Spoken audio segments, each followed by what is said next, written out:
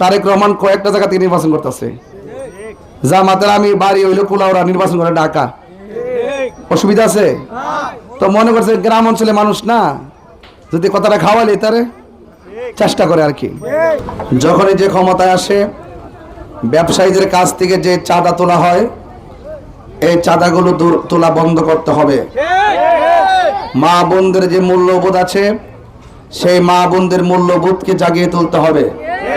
তাদের আত্মমর্যাদায় কাজ করতে হবে। তরুণদের অসম্ভব সম্ভাবনার জায়গা কর্মসংস্থান। শিক্ষা গ্রহণ করার পর আমরা দেখি অনেক ধরনের নিয়োগ বাণিজ্য হয়। এই নিয়োগ বাণিজ্যগুলো রাষ্ট্রীয় হস্তক্ষেপে বন্ধ করতে হবে।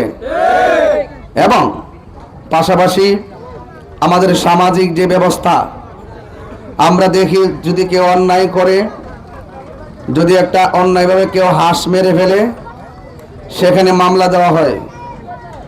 মনে করেন একটা অন্যায় করছে 2 জন, কিন্তু প্রতিহিংসার বশবর্তী হয়ে মামলা ঢুকায় দেওয়া হয় 300। এই যে মামলা বাণিজ্য, মামলার ধরন, সিস্টেম, এগুলো পাল্টাতে হবে। আর আমি এই দেশে যতই রাজনীতিবিদ বলেন, সমাজের কল্যাণে কেউ কথা বলে না, সবসময় আধিপত্য দেখায় কথা বলে। আমি এমপি সাহেব, আমার সামনে আইতে গেলে হিসাব করে আয়ো, সাবধান। কি যে ডরা। আসলে যে একজন প্রতিনিধি মূলত ভয়ের ব্যক্তি না, ভালোবাসার ব্যক্তি হতে হবে। আপনি যাকে দমক মারতেছেন, তার ভোটে কিন্তু এমপি হন। সেই ভোটারের কাছে আইসা কত লেকচার শুনছি। বহুত ব্রিজ আছে, ওইদিন গেছিলাম চুনারঘাট, খোয়াই নদীর উপর একটা ব্রিজ আছে। এই ব্রিজটা যখনই রাজনীতি মানে নির্বাচন আসে, এটা যে কতবার যে ফিতা টানছে আল্লাহ ছাড়া কেউ জানে না। যে আয়ে সে ফিতাটা টান দিয়ে কয় ইনশাল্লাহ এবার করে এলাম। আর মানুষকে ফিতা টান দালাইছে, এবার করবটি হই। পাশ করার পরে আর খবর থাকে না।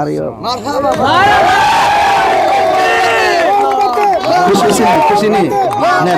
ধরেন আমি দিছি ধরেন, আপনি ধরেন, আপনি মাধবপুর চুনারঘাটে কোনো মার্কা আছে রে? আই সেই মার্কা জুড়ে বলো, কমলপুরের মার্কা কি রে? যাই হোক, আপনারা আমার কথা হয়তো কিছু বুঝতেছেন যে ফিতা দিয়া টানাটানি, দূরবীন দিয়া টানাটানি, এইগুলার রাজনীতি এখন শেষ হয়ে গেছে। ওই চা শ্রমিকদের কাছে যায় কি কয়, বক্তব্য দেয়, এমন বক্তব্য দেয় মনে যেন হেরারে ইউরোপের একটা বাড়ি বাড়াই দিব। ভোটটা নেওয়ার আগে জিলাপি টিলাপি খাওয়াইবো, আর ভোটটা নেওয়ার পরে আর তাদেরকে খুঁজে পাওয়া যায়। এইগুলা আশ্বাস শুনতে শুনতে মানুষ বিশ্বাস হারাই লিছে, ত্যাক্ত হয়ে গেছে। কথা ঠিক আছে। তবে আমি একটা কথা বলে যাই, আমি আপনাদেরকে বড় বড় আশ্বাস দিতাম না, তবে আপনারা আমার বানাই দেন। তাহির 22 বছর যে ওয়াজ করছে, ওয়াদা খেলাপ করছে, কোন কাউকে ভয় করে কি হক কথা বলা বন্ধ করছে? দার্থহীন ভাষায় কথা বলছি, অনেক জুলুমের শিকারও হয়েছি, মাঠ থেকে পালাই গেছি। তো সমাজের দায়িত্ব যদি পায়, যারা বলছে যে ওনার বাড়ি ব্রাহ্মণবাড়ি, এখন কিতা করছে, উনি এলাকার কি উন্নয়ন করছে, কোন কথাটা হ্যাঁ আসলে সংবিধান জানে না। একটা লোক যে কোনো জায়গা থেকে নির্বাচন করতে পারে। তারেক রহমান কয়েকটা জায়গা থেকে নির্বাচন করতেছে। জামাতের আমি বাড়ি হইলো কুলাউড়া, নির্বাচন করে ঢাকা। অসুবিধা আছে? তো মনে করছে গ্রাম অঞ্চলে মানুষ না, যদি কথাটা খাওয়ালে তারে চেষ্টা করে আর কি। এরা সংবিধান সম্পর্কে অজ্ঞ, জানে না। 2 নম্বর হলো, ওনারা বলে তাহির সাহেবের কি অবদান আছে এই এলাকার জন্য। এই কথাটা কয়নি বাজান? দোকান ফাটে বইয়া কয়নি? এর একটা কথা কইতাম চাই, যারা কয় আমি মাধবপুর সোনারঘাটের কি উন্নয়ন করছি, এটার উত্তর হইলে আমি তো আগে স্বরাষ্ট্র মন্ত্রী আসলাম। ব্যাপারটা বুঝতেছেন? মনে হয় আমি স্বরাষ্ট্র মন্ত্রী আসিলাম, আর মন্ত্রী থেকে কেমন কাম টাম করছি না, ওখানে আওয়ার পরে দৌড়ছে আপনি খিতা করছুন। ঠিক আছে নি? হ্যাঁ, কয়নি কথাটি। অথচ আমার আমি যদি রাষ্ট্রের প্রতিনিধি হতে না পারি, আমি শুধু মাধবপুর কেন, ব্রাহ্মণবাড়িও কি কাজ করতে পারবো? হ্যাঁ, যদি প্রতিনিধি হইতে পারি, যে বাজেট দিবে ওই বাজেট অনুযায়ী শাখা প্রশাখা সব রাস্তাঘাট করতে পারবো। যদি ক্ষমতা বা প্রতিনিধি হওয়ার পর না করি, তখন আপনারা আমার ধরবেন, ঠিক নেই?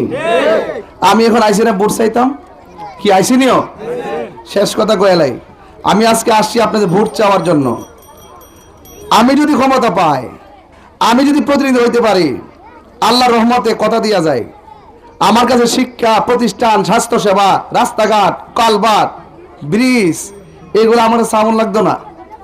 আল্লাহ যদি বাঁচাই রাখে, এমন ভাবে কর্ম যেন আপনারা যায় কোন যে আপনারা কিন্তু এবার নির্বাচন করতে হইব, আমরা ভাসে আছি, ঠিক আছে নি? কথা ঠিক আছে নি?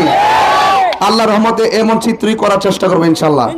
আর যেটা কইছি এটাই করবো, এমন কাজ করবো যদি দায়িত্ব পাই, যেন আপনারাই বলেন যে 55 বছর পর্যন্ত এই দেশে কত লোক আসলো আর গেল, তাহির হুজুর আইসা এমন কাজ করে গেছে, স্থানীয় প্রতিনিধিরা জীবনে এই কাজ করতে পারে নাই। এই বিশ্বাস আপনাদের আসেনি? আসেনি?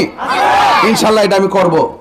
আর মোমবাতি, এখন সবচেয়ে বড় একটা মজার খবর আছে, একটা হইতাম নি, রাস্তা দিয়ে গেলে বাদান সারা জীবন ছোট ফুল হয়ে গেছে, তাহির হুজুর জায়গারে ও নামি গেলে মোমবাতি জায়গারে, ছোট বাচ্চারা ভাই সাহেব বুঝছেন, ছোট বাচ্চাকে মোমবাতি জায়গা, মোমবাতি যেতেছে গারে, মানে বোঝা গেল মোমবাতি প্রতীকটা একটা জাতীয় প্রতীকে রূপান্তরিত হয়েছে।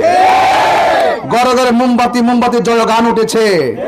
এজন্য হামকি দুমকি দিয়ে কাজ হবে না। আপনারা যারা হামকি দুমকি দেন, আপনারা এটা প্রথম প্রাথমিক রাজনৈতিক পরাজয়, ঠিক না বেটে? যারা নির্বাচনের আগে হামকি দুমকি দেয়, মামলার হুমকি দেয়, এটা রাজনৈতিকভাবে প্রথম পরাজয়। আপনি যদি সঠিক রাজনীতিবিদ হন, 12 তারিখের অপেক্ষা করে ব্যালট যুদ্ধে আসেন। বুলেটের পথ কারা বেছে নেয়? যারা রাজনীতিকে ঢাল হিসেবে ব্যবহার কইরা, মানুষের আবেগকে পুঁজি কইরা বিভিন্ন ধরনের হয়রানি করে, যারা রাজনীতির নামে মানুষের সঙ্গে অমানবিক আচরণ করে, তারাই নির্বাচনের আগে হামলা মামলার পথ বেছে নেয়। বুলেট নয়, ব্যালটের যুদ্ধে আসুন। আমার মোমবাতির সমর্থক আজকে যখন ঢুকছি, অনেক লোক কয় হুজুর এজেন্ট দিতে গেল হুমকি দেয়, আবার নির্বাচনে ব্যানার লাগালে হুমকি দেয়, মিছিল করতে দেয় না, হুমকি দেয়। আরে বাবা, হুমকি দেন কে লাগা? আমি পরিষ্কার ভাষায় বলি, আপনি আপনার ভোট চাইতে থাকেন, আমি আমার ভোট চাইতে থাকি। জনগণ 12 তারিখে যারা ভাল লাগে তারা ভোট দিব। আর আমি যদি প্রতিনিধি হইতে পারি, যারা আমার ভোট দিব তারাও আমার, যারা আমার ভোট দিত না তারাও আমার। আমি ওই রাজনীতি করতাম না যে শাস্ত্রে বয়ে বয়ে যে উল্টা পাল্টা কইসলা, মনে আসেনি?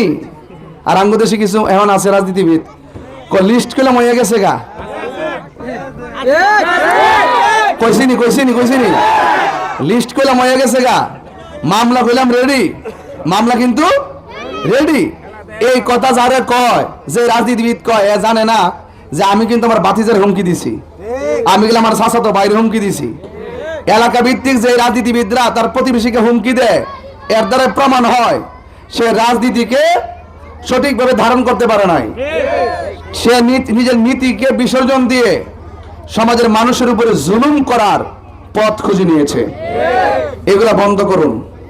সম্মান করি, সম্মান করব, আপনিও সম্মান করুন। ভোটাররাই শক্তি। এদেরকে রাজনীতি নিয়ে যে একটা আকাঙ্ক্ষা তৈরি হয়েছে, নির্বিঘ্নে যার যার ভোটাধিকার প্রয়োগ করার সুযোগ করে দিন।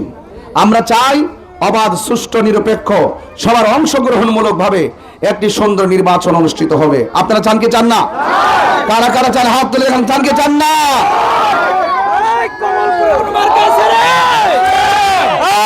সেই মার্কা থাকলে বলো, জোরসে বলো, তোমার মার্কা, আমার মার্কা, সবার মার্কা, তাহির হুজুরের